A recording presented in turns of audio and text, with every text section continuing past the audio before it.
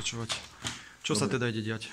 Takže riešime momentálne to, že nemáte rúško. Odmietate rúško, je to pravda? Áno, odmietam rúško si nasadiť. Viete o tom, že v zmysle zákona 355 z roku 2007, hej, podľa paragrafu 56 odstavec 1 písmeno F a takisto paragrafu 1 odstavec 1 ste povinní nosiť rúško v zmysle ochrany zdravia a týchto vecí. Ste ochotní?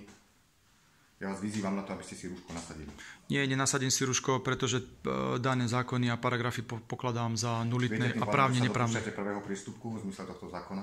Nie, trvám na tom, že sú tie paragrafy nulitné, neprávne, nemajú žiadny právny rámec, z toho dôvodu sa nedopúšťam žiadne trestné činnosti. Že neuposluchnete moju výzvu, hej, dopúšťate sa druhého priestupku?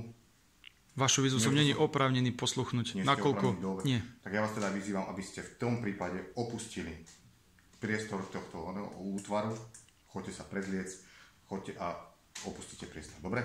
Dobre, v poriadku.